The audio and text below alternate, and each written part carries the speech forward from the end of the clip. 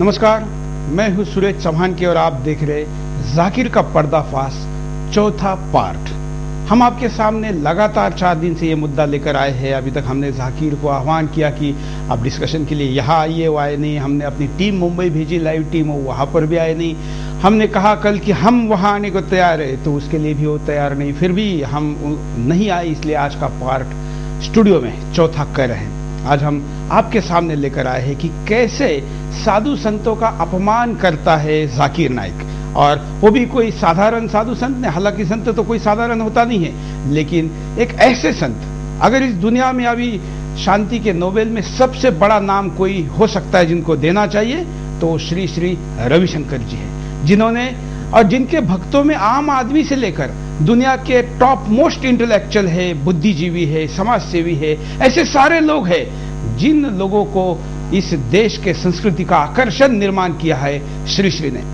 श्री श्री को अपने ही मंच पर जाकिर नाइक ने बुलाया और पहले उनको बताया नहीं कि आपको मैं इस कार्यक्रम में कुछ ऐसे भी संदर्भ या आपके किसी बुक का रेफरेंस देके चर्चा करने वाला हूं, आह्वान करने वाला हूं, ललकारने वाला हूं।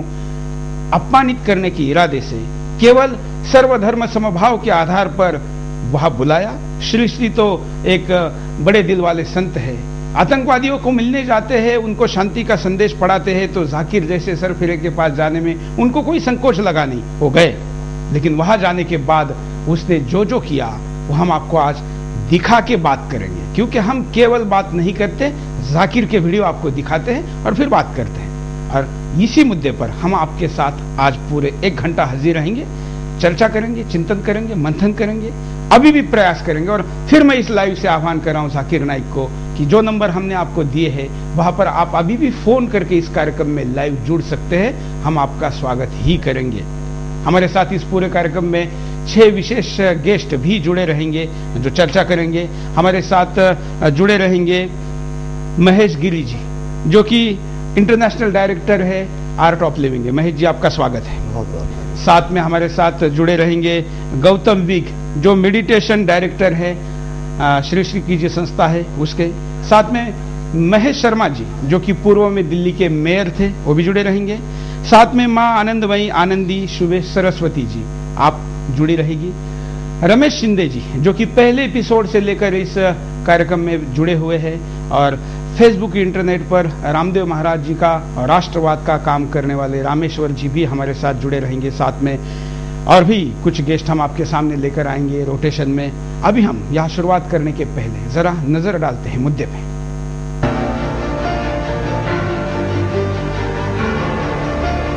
अक्सर हम लोग इंसान से गिरती हुई इंसानियत को देख देख कर छाती पीटते रहते हैं, मगर श्री श्री रविशंकर जैसे इंसान की बातें सुने तो इंसानियत पर भरोसा लौटने लगता है। वसुधैव कुटुंबकम, सारी दुनिया मेरा अपना परिवार है। इस इंसान ने इतनी कामयाबी के बावजूद ना तो घमंड को अपने आसपास आने दिया और ना ही दौलत को अपने दिल पर हुकूमत करने दी।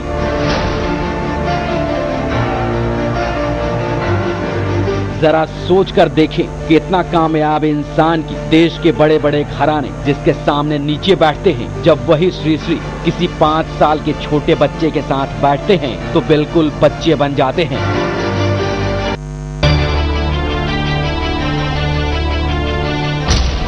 जाकिर नाइक एक ऐसा शख्स है जो हर उस व्यक्ति को अपने सभा में बुलाता है जिसकी ख्याति हो, और सभा में वो अपने आप को सबसे बड़ा दिखाने की कोशिश करता है।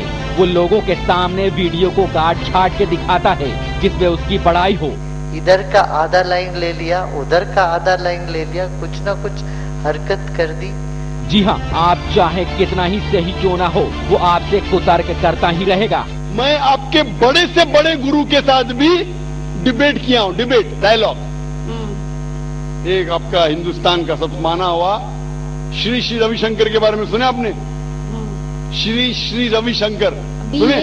ये लोग जैसे आपने किताब पढ़ के जानते हो, ये लोग भी किताब पढ़ के जानते हो। ओरिजिनल में किसने देखा है? बिल्कुल सही। वो कहता है कि 4 साल से मैं भगवत गीता मुंह जबानी जानता हूँ, भगवत गीता का एक भी हवाला नहीं दिया। ऐसा नहीं है, उनकी ये कहते हैं इस जन्म का बोल सकते हैं, कितनी जन्म का कैसे बोल सकते हो? कुछ ऐसा ही हुआ श्री श्री रविशंकर जी के साथ। तो आइए सुनते हैं उन्हीं के जुबानी कि आखिर क्या है जाकिर का सच। क्योंकि वो किताब के बारे में फिर वाद विवाद उसने शुरू कर दिया। हमने जो किताब लिखी, मैंने कहा अरे इसकी गलतियां तू क्यों देखता है, मैं तो इस्लाम को पढ़ा हुआ नहीं हूं, जो सब्जेक्ट है उसमें, वो सब्जेक्ट छोड़ के तू क्यों किताब पर जाता है। वो व्यक्ति जो है इधर उधर का जो हमने उत्तर दिया उसको सब छिपा लिया।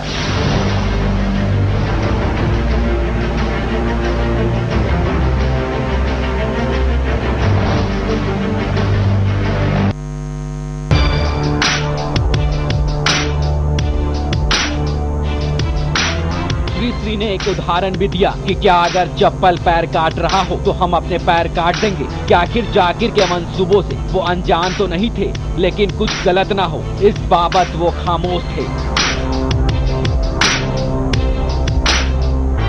लेकिन शांति के संदेश देने वाले श्री श्री रविशंकर के बर्दाश्त की भी हद हो गई और उन्होंने जाकिर को मूर्ख और कुतर्की कह डाला। साथ ही ये भी कहा कि अशांत लोग यही सब कर सकते हैं।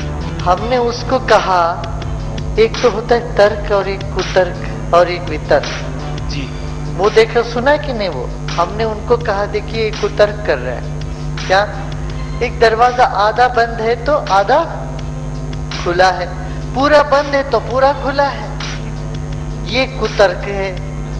तो बोला ये व्यक्ति कुतर्क इस तरह से कर रहे हैं। ये वो बोलता आप इतना मूर्ख आदमी बोलता है नहीं है, खरगोश का 3 सींग है। अब हाँ भाई तुम ही तो बड़े हो, आप क्यों वहां उसके साथ क्या। हमारा स्तर बिल्कुल अलग है, उसका स्तर बिल्कुल अलग है।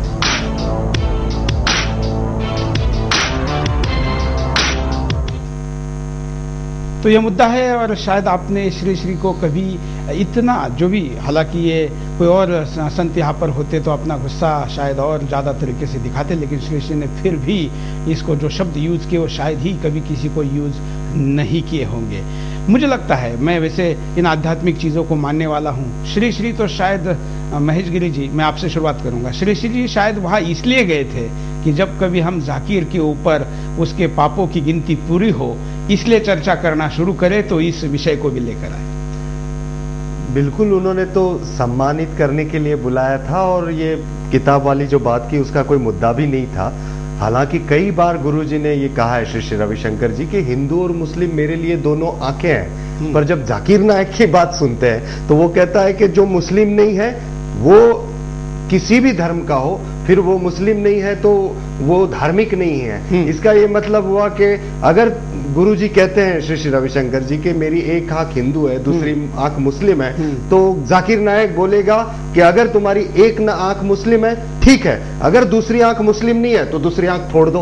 अब इसका क्या मतलब हुआ, ये बेवकूफी है। अब एक अभी मैंने देखा पढ़ा, उन्होंने ऐसे बोला कि भगवान शंकर ने गणेश जी को अपने पुत्र को नहीं पहचाना। नहीं महेश जी, मैं कहूंगा कि जो बेवकूफी होती है उसको माफ किया जा सकता है, बिल्कुल संत इसीलिए है, बिल्कुल। लेकिन बदमाशी को, बदतमीजी को माफ नहीं करना चाहिए। मैं श्री को मिलने गया था स्पेशली इसलिए कि मैं कार्यक्रम करूं, क्योंकि शायद वो नहीं चाहते थे कि इस विषय को आगे बढ़ाया जाए, तो उन्होंने कहा कि नहीं मैंने उसको माफ कर दिया है। मैंने कहा श्री जी आप बड़े दिल वाले हैं, संत है, आपने माफ किया, आपका यही काम है, आपने यही करना चाहिए, लेकिन आपने हमको शांति सिखाई है, कायरता नहीं, इसलिए हम इसको माफ नहीं करेंगे, बात करेंगे। लेकिन महेश गिरी जी, आपके तरफ से, परिवार की तरफ से जो एक इसका आक्रामक इनकाउंटर होना चाहिए था वो नहीं हुआ। नहीं, देखिए हमारी संस्था मूल्यों के साथ चलती है। हमने हमेशा शांति, प्रेम, अहिंसा इन बातों को ही बढ़ावा दिया है। आपने देखा जाकिर नायक की तरफ से किस तरह से कुतर्क किया गया, फिर भी श्री रविशंकर जी के जो जवाब थे कितने शांति प्रिय थे, क्योंकि जब वो वहां पर वाकया हुआ था तो सभी हिंदू भी भड़क उठे थे बहुत ज्यादा।